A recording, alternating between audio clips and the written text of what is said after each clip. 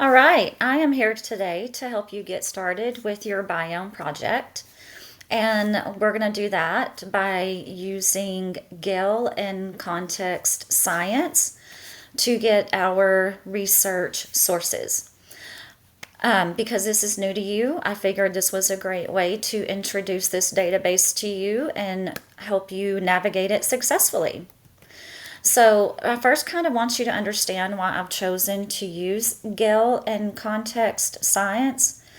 It's because this program, or this database actually, is going to provide you with advanced credible content, specifically the topics that you're going to need like ecosystems, biomes, climate, plants, and animals.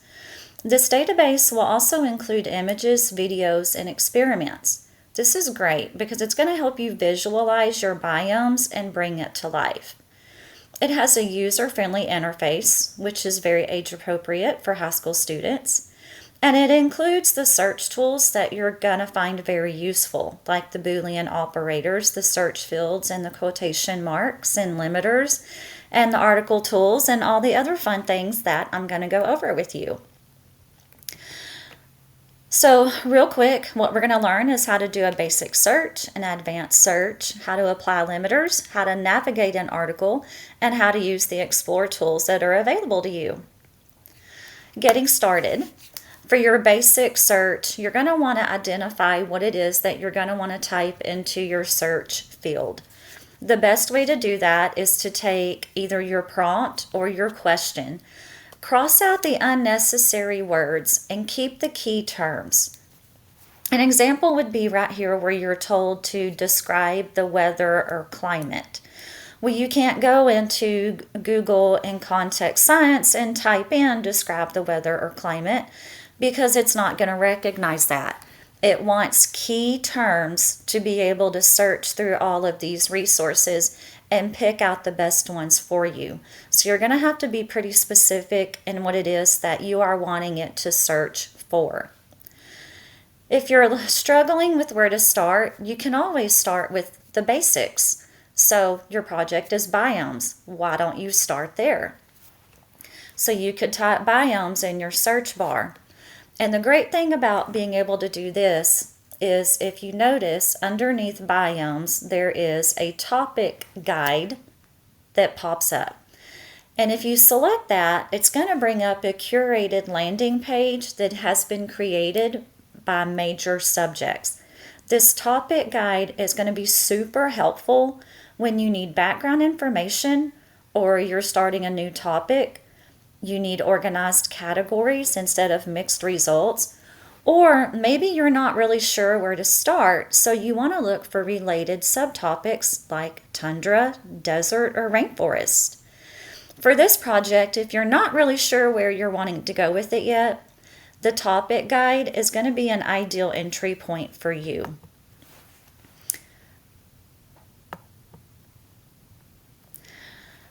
So maybe you do know where you want to start. Maybe it's not just with biomes. Maybe you're dead set on, I want to do Arctic tundra. So you could start typing that into your search bar. And one thing about this database is as you start to type in keywords, it's going to start to identify things that are specifically tied to the term that you're typing in. So as you start typing in Arctic, it starts to bring up these words and subjects and key terms that include Arctic. But as you start typing in tundra, it automatically recognizes Arctic tundra and Arctic temperatures, and Arctic tail, which is a motion picture, and an Arctic tern. And this gives you the ability to quickly select what it is that you're looking for. Let's say you select the Arctic tundra. It's going to bring up a search results page. This page is grouped by the content types. And one thing about Gale and Context is it offers a variety of content types, including biographies, experiments. Obviously, it's going to have academic journals, magazines, audio. But sometimes when you do that, if you look, there were 5,000 article options, and that's not feasible for you to research through. This is where you're going to want to use advanced search tools. And those are the Boolean operators. The way you do that is you can include the word "and" with two terms. And what this is going to do is narrow your results to include articles that have both terms. You could use "or," which is going to broaden your results, but I honestly wouldn't suggest that for this research project. And you could use "not" as a Boolean operator. And what it's going to do is it's going to exclude words. For example, you could type in Savannah, not zoo, and that will help eliminate resources that are unnecessary. Another option that Gale in Context Science has are the ability to search fields. What that means is you can search the keyword field. It's going to search the whole article. You could search the document title, so it's only going to search document titles looking for that keyword. Or you could use the subject, and that's going to search the assigned topics using your key term. And your third option is to use exact phrases, and this is done by putting quotation marks around your search terms. Another option that Gale in Context Science has is your ability to use search limiters. And just like it says, it's going to help limit the number of results that you get, but it also helps you pinpoint the sources that you're going to be needing that are more related to your topic. One way to do that is to use these define limiters right here. That'll allow you to only search articles that you could read in full. It'll provide you with scholarly reviewed research. Some of them will include visuals, which you need, so this would be a great option right here. And you can even adjust the level of reading to help you. You can change your publication dates, which we recommend that you use things that are recent from the last 5 to 10 years. And this section, the content type, will limit your specific sources. So for example, you probably don't want experiments, so maybe you want to select everything but that one. Once you open an article, there are many tools available in the article itself to help you further your research even more. At the top of the article, there are these tools to translate into your native language if you need that. You can change the font size, the font style, you can listen. You can download it into your Google Drive or your hard drive. You can print. And the article itself, the key terms can be highlighted in a certain color, like Arctic was a key word, so they're showing up in pink. This word right here in blue, permafrost, if you click on it, it's going to provide you a shortcut to even more information. If you select text, it will bring up a toolbox that will allow you to choose a highlight color. And you're even able to annotate your text and save those notes. At the bottom of the articles, you have even more sources. It'll give you a list of resources you could use. There is a citation tool like this one here that you're going to need to be able to properly document your references.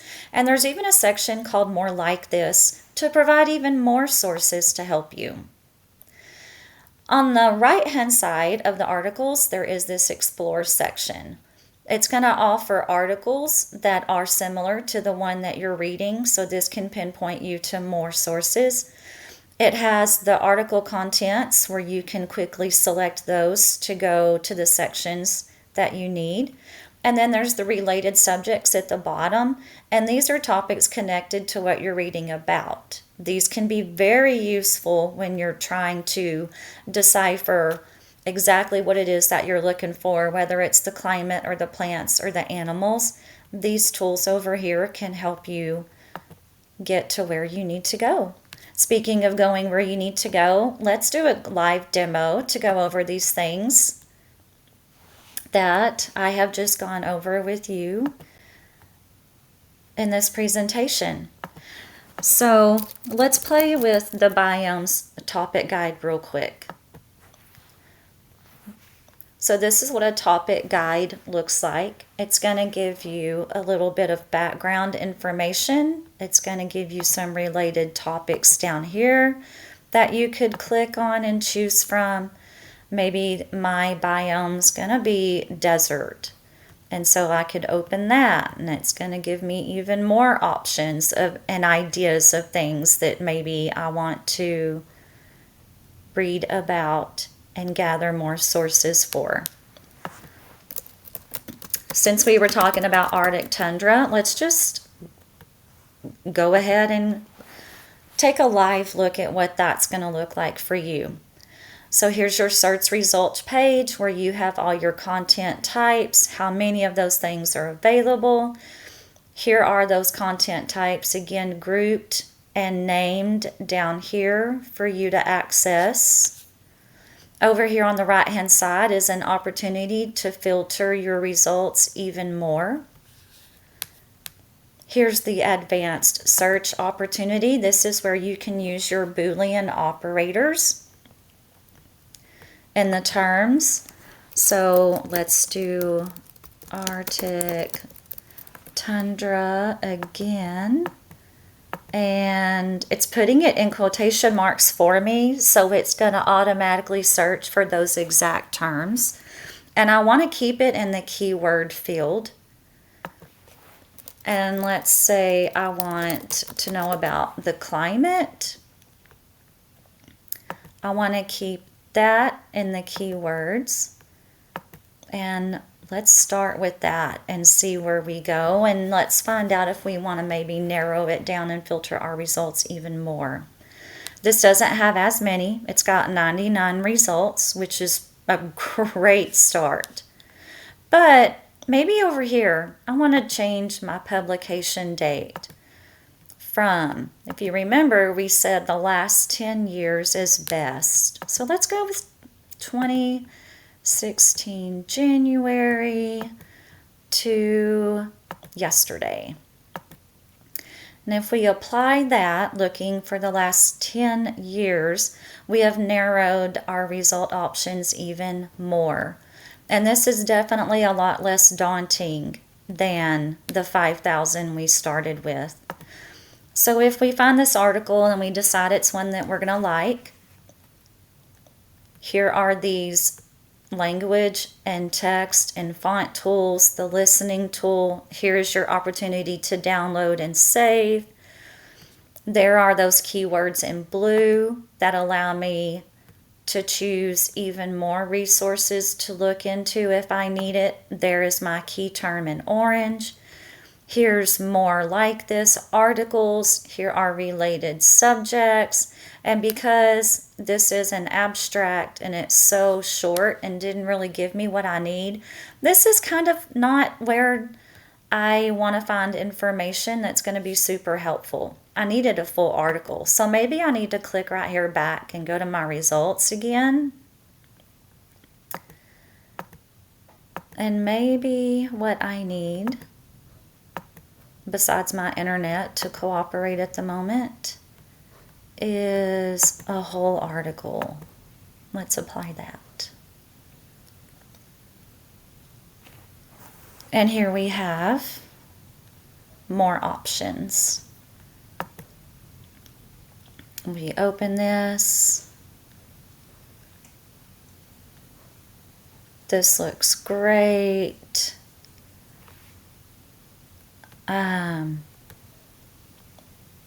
Let's say this is something I need. I want to select it. There's my highlighting option. There's my ability to annotate it. At the bottom of the article, here is, my goodness, this is a long article with lots of reference sources that they used in this. Here is my opportunity to source, to cite my source, and all I have to do is make sure it's on MLA, and I can copy that citation and put it into the program I need it to be in. So, as you can see, Galen Context has many, many tools that are available to help you navigate this project.